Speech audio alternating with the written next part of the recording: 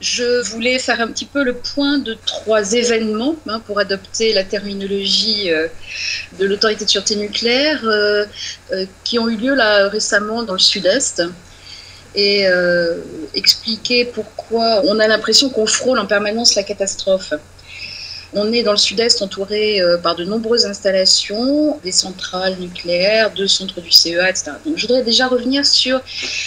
Bon, la bonne nouvelle, entre guillemets, c'est que on se souvient qu'en juillet 2008, il y avait eu une fuite de 74 kilos d'uranium qui s'était produite dans un atelier de stockage d'effluents sur le site de Tricastin. Le premier recours en justice par les associations avait conclu que 74 kilos d'uranium déversés dans une rivière ne constituait pas une pollution. On était tous complètement indignés, c'est du coup là le cas de le dire, et fort heureusement, la cour de Nîmes a rejugé en appel cette affaire et a déclaré condamné la Socatrie Areva à des dommages et intérêts, considérant donc que 74 kg d'uranium déversé dans une rivière, c'était bien une pollution. Donc on peut quand même espérer, là c'est un tout petit espoir, que ça fasse jurisprudence par la suite. J'avais assisté au procès à Carpentras de cette affaire et j'avais été complètement affolée de la suite de dysfonctionnements abominables qui avaient entraîné cette pollution. Donc en fait c'est une cuve qui contenait des effluents radioactifs qui avait débordé. L'alarme s'était mise en marche, mais les techniciens qui étaient présents avaient déclaré que l'alarme sonnait n'importe quand et pour n'importe quoi, donc n'avaient pas tenu compte de cette alarme. Le muret qui devait être étanche n'était pas étanche. Les effluents radioactifs, donc avec de l'uranium, commencent à se déverser à même le sol pendant des heures, jusqu'à ce que finalement quelqu'un se dise non, il y a quelque chose qui ne va pas. Là, on commence à chercher les équipements de secours. C'est la nuit, hein, donc tout ça avec la lampe frontale. Les équipements de secours, les clés du local avec les équipements de secours, évidemment, étaient perdues. Finalement, les gens qui étaient là trouvent des pelles à neige avec lesquels ils commencent à décaper le sol parce qu'ils savent bien qu'en fait, au bout du terrain, il y a un exutoire qui part directement, un exutoire d'eau pluviale, qui avait été caché par des sacs, mais eux, ils savent quand même qu'il y a ce truc. Donc, il faut absolument empêcher l'uranium de partir dans les eaux pluviales. Et donc, ils décapent le sol et mettent les 20 cm de sol, ça fait tristement penser au cours d'école de Fukushima d'ailleurs, dans des sacs.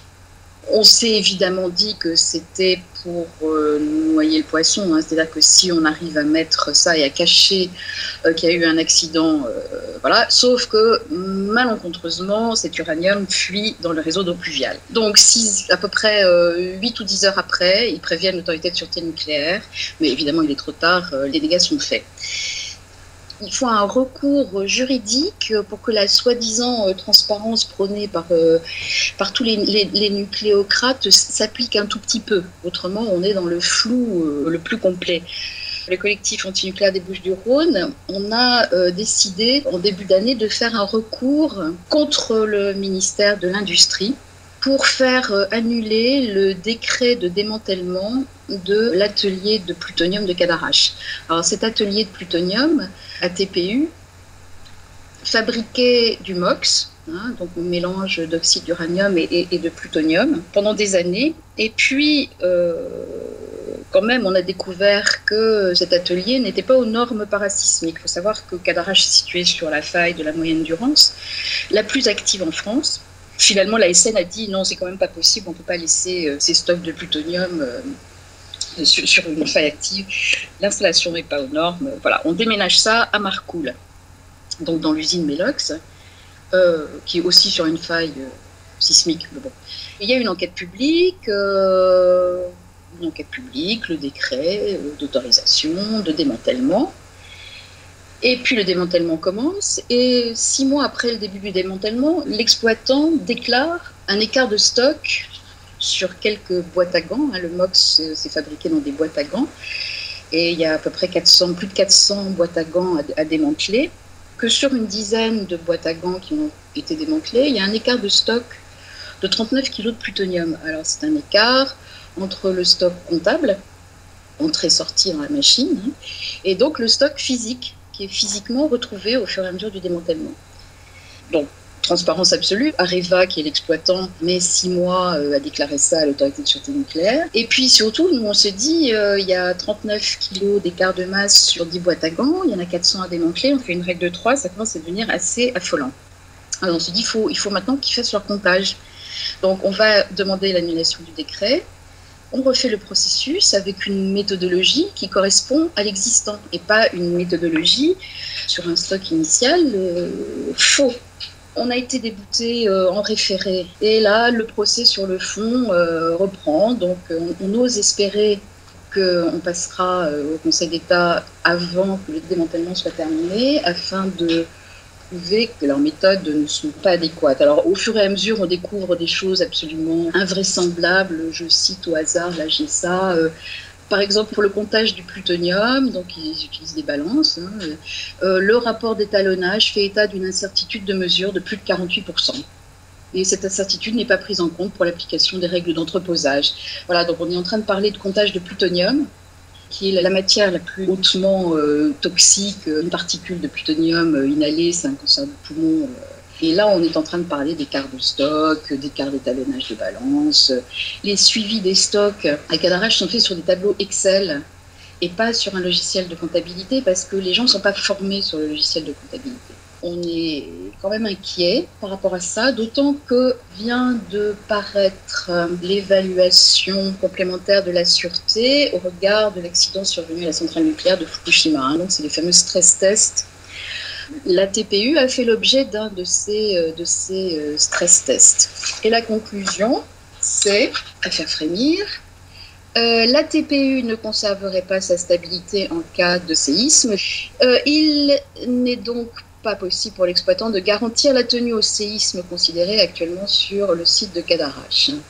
L'effet falaise consécutif à un séisme serait, suite à une perte de confinement, une dissémination de matière radioactive plutonium dans l'environnement supérieure à celle quantifiée dans le PUI, plan d'urgence interne, engendrant potentiellement une pollution de la nappe phréatique au niveau de l'installation. Pollution de la nappe phréatique au plutonium. Le canal de la Durance alimente Marseille en eau potable. Ils sont en train d'admettre en fait qu'il y a un danger très très sérieux.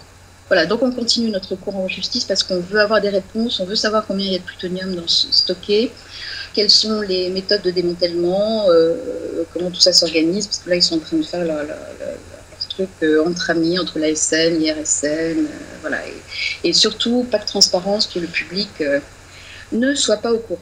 Et la dernière chose, je voudrais revenir donc sur Marcoule, encore un exemple d'approximation où on se dit que, évidemment, le désastre, il est proche. Enfin, quand on voit la façon dont toutes ces matières hautement toxiques qui provoquent des réactions en chaîne, enfin, les risques de criticité du plutonium, on les connaît, comment tout ça s'est manipulé, c'est vraiment à faire frémir. Alors là, l'histoire de Marcoule, c'est un four qui sert à faire fondre des métaux radioactifs qui proviennent d'installations nucléaires diverses. L'autorité de sûreté nucléaire avait alerté depuis très longtemps en disant que ce four ne marchait pas correctement, ça ne suivait pas les normes, etc.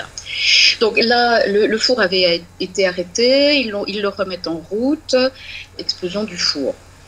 On ne sait pas ce qu'il y avait dans ce four. On ne sait pas ce qui était en train de brûler. Les premières déclarations de l'exploitant sur la radioactivité de ce qu'il y avait dans le four étaient 500 fois inférieures à ce qui a été déclaré à l'autorité de sûreté nucléaire récemment. Donc la personne qui était la plus proche du four est décédée. Et une deuxième personne est brûlée à 85% au troisième degré, enfin quelque chose d'abominable.